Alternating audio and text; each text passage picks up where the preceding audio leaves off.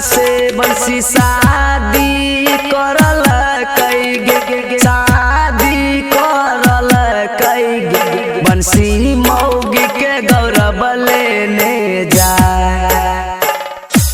हाँ बंसी मौगी के गौरव लेने जाए। आगे मैयो बड़ा रे जतना माँ से शादी करल कौगे, शादी करल कौगे, बंसी मौगी के गौरव लेने जाए। हाँ बंसी मौगी के गौरव लेने जाए। हाँ बंसी कनिया के गौरव लेने जाए।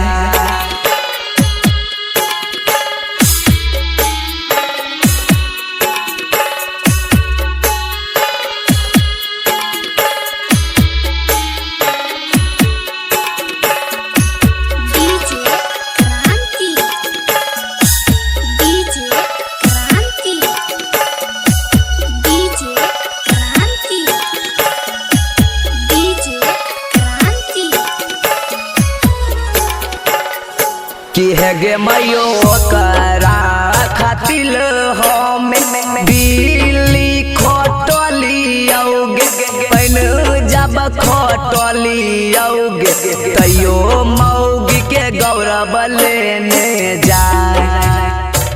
हाँ तैयो मौगी के गौरव लेने जाए। आगे मैयो करा खातिल हम दिल्ली खटली आओगे, पैन जब खटली आओगे, तैयो मौगी के गौरव लेने जाए। हाँ तैयो मौगी के गौरव लेने जाए। हाँ बंसी माल के गौरव लेने जाए। ओकरा बिना जैबे पगला।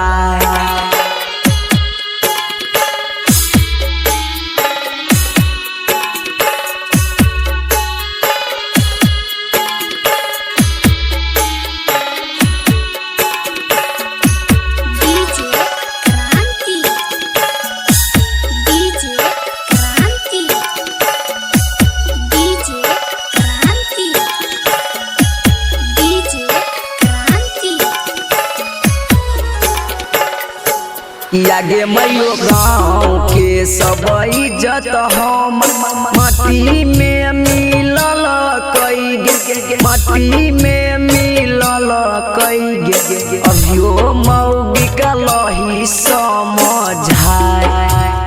हाँ अभियो मौगी के लही समझाए।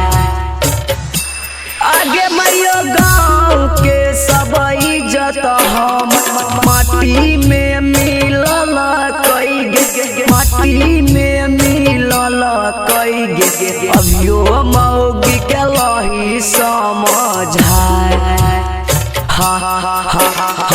अभियो मौगी के लही समझाए। बंसी मौगी के गौरव लेने जाए। ओकरा बिना जैबौ पागला।